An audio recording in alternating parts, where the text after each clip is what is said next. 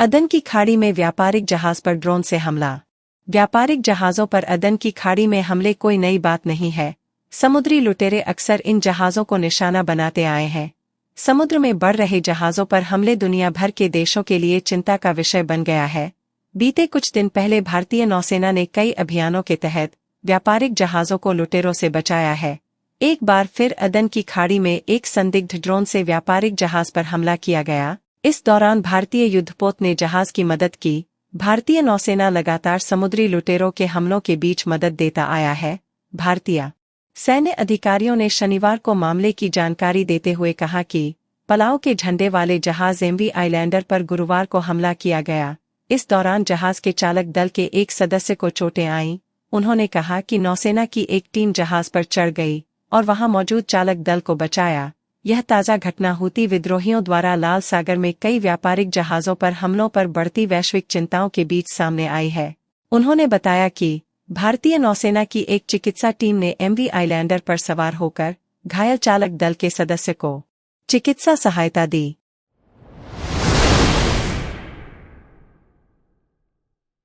विदेश मंत्री ने क्वाड को लेकर कही ये बात।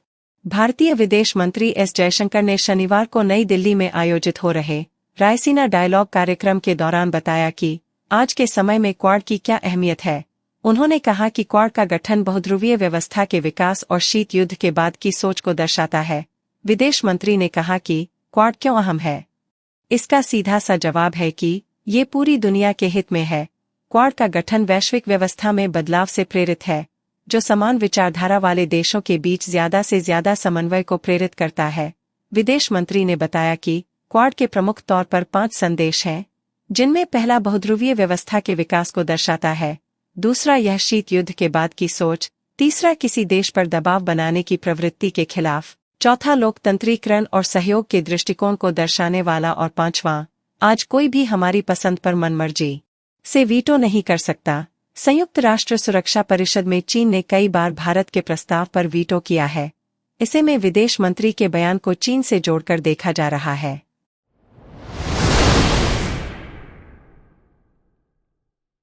पीएम मोदी ने पैक्स के 11 गोदामों का किया शुभारंभ। प्रधानमंत्री नरेंद्र मोदी ने नई दिल्ली के भारत मंडपम में आयोजित एक कार्यक्रम के दौरान पैक्स के 11 गोदामों का शुभारंभ किया। इसके साथ ही पीएम ने 500 पैक्स में भंडारण के लिए गोदामों के निर्माण की आधारशिला भी रखी। इस कार्यक्रम में केंद्रीय सहकारिता मंत्री अमित शाह और केंद्रीय कृषि मंत्री अर्जुन मुंडा भी मौजूद रहे। कार्यक्रम के दौरान पीएम नरेंद्र मोदी ने कहा कि आज हमने अपने किसानों के लिए दुनिया की सबसे बड़ी स्टोरेज स्कीम शुरू की है। इसके तहत देश के कोने कोने में हजारों वेयरहाउस और गोदाम बनाए जाएंगे। उन्होंने बताया कि आज 18,000 पैक्स भी कंप्यूटरीकृत हैं। ये सभी संसाधन देश में कृषि के बुनियादी ढांचे को विस्तार देंगे और कृषि को आधुनिक तकनीक से जोड़ेंगे। पीएम नरेंद्र मोदी ने कहा कि आज भारत मंडपम विकसित भारत की अमृत यात्रा में एक और बड़ी उपलब्धि का गवाह बन रहा है। उन्होंने कहा, सहकार से समृद्धि देश के इस संकल्प को सिद्ध करने में हम और आगे बढ़ रहे हैं। कृषि और खेती की नींव को मजबूत करने में सहयोग की शक्ति बहुत बड़ी भूमिका निभाती है। इसी सोच के साथ हमने अलग सहकारिता मंत्रालय बनाया।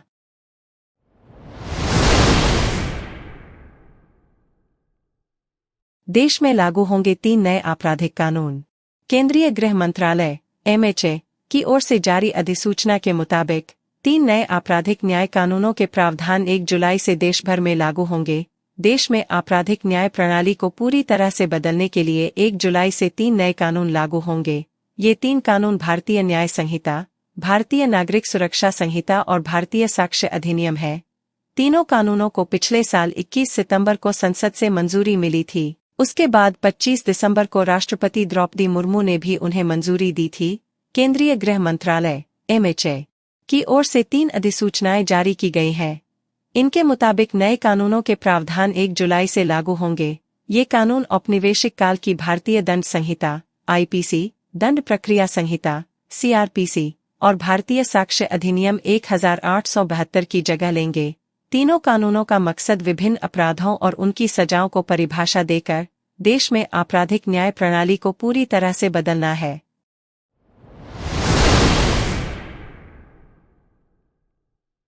पेपर लीक के बाद यूपी पुलिस सिपाही भर्ती परीक्षा रद्द। पेपर लीक के आरोपों के बीच मुख्यमंत्री योगी आदित्यनाथ ने यूपी पुलिस की सिपाही भर्ती परीक्षा को निरस्त कर दिया है। मुख्यमंत्री योगी आदित्यनाथ ने कहा कि युवाओं की मेहनत और परीक्षा की शुचिता से खिलवाड़ करने वालों के खिलाफ कठोरतम कार्रवाई की जाएगी। मुख्यमंत्री योगी आदित्यनाथ ने बीते 17 व 18 फरवरी को आयोजित पुलिस सिपाही भर्ती परीक्षा 2023 को निरस्त करते हुए अगले 6 माह के भीतर पूरी शुचिता के साथ दोबारा परीक्षा आयोजित करने के निर्देश दिए हैं। उक्त परीक्षा के संबंध में जारी एसटीएफ की जांच और अब तक की कार्रवाई की समीक्षा करते हुए शनिवार को मुख्यमंत्री ने यह निर्णय लिया।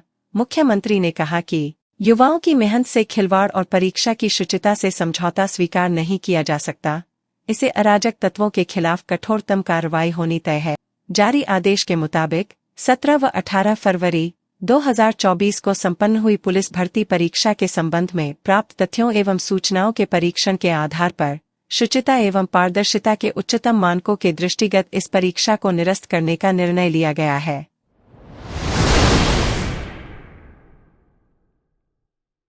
कासगंज हादसे में मरने वालों की संख्या पहुंची 24। यूपी के कासगंज जिले में शनिवार को हुए दर्दनाक हादसे में मरने वालों की संख्या 24 पहुंच गई है। अभी 5 गंभीर हालत में अस्पताल में भर्ती हैं। वहीं कुछ को अलीगढ़ रेफर किया गया है। वहीं तालाब से 6 माह का मासूम नहीं मिला है, जिसका मुंडन कराने के लिए ट्रैक्टर ट्रॉली सवार जा रहे थे।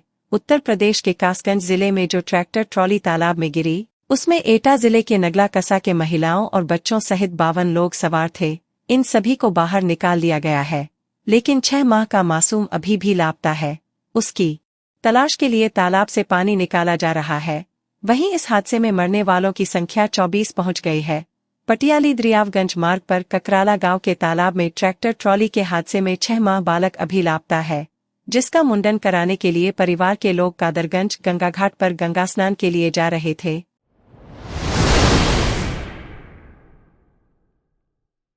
₹34,427 करोड़ की 10 परियोजनाओं का लोकार्पण। प्रधानमंत्री नरेंद्र मोदी ने विकसित भारत विकसित छत्तीसगढ़ संकल्प यात्रा के तहत छत्तीसगढ़ की राजधानी रायपुर स्थित इंडोर स्टेडियम में आज शनिवार को बटन दबाकर 34,427 करोड़ रुपए की 10 परियोजनाओं का वर्चुअल लोकार्पण और शिलान्यास किया। इसके तहत भिलाई के जंजगिरी में रेलवे के 50 मेगावाट सोलर पावर प्लांट को राष्ट्र के नाम समर्पित किया।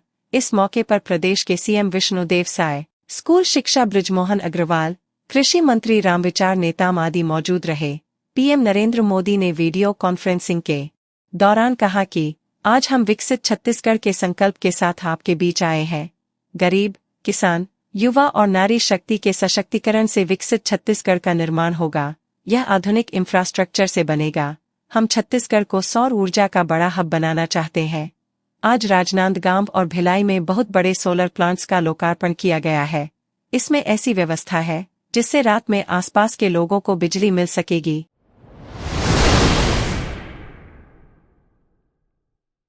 भाजपा विधायक ने किया आंतरी स्वास्थ्य केंद्र का निरीक्षण।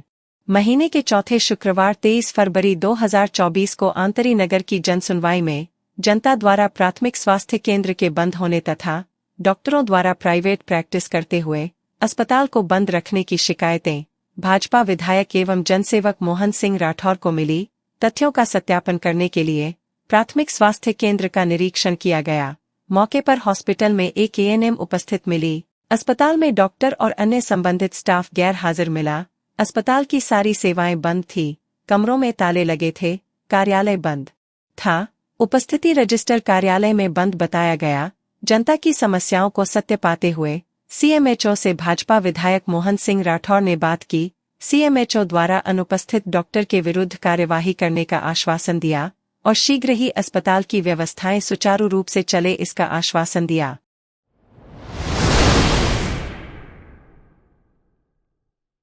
मध्य प्रदेश जिला कटनी जनपद पंचायत ढीमरखेड़ा के अंतर्गत ग्राम पंचायत भमका में आंगनवाड़ी की बिल्डिंग मजबूती से बन रही है। जनता द्वारा बताया गया कि हमारे यहाँ आंगनबाड़ी बन रही है, वहीं पंचायत द्वारा अच्छी बनाई जा रही है, जिसमें जो भी सामान लगा हुआ है पंचायत द्वारा अच्छा सामान लगाया गया है। रेत महानदी की लगाई गई, लोहा लगाया गया है, वह भी अच्छी मात्रा से लगाया गया है। दरवाजा खिड़की भी नई लगाई गई है। जामुन चूहा की जनता बोल रही है। जो भी काम हो रहा है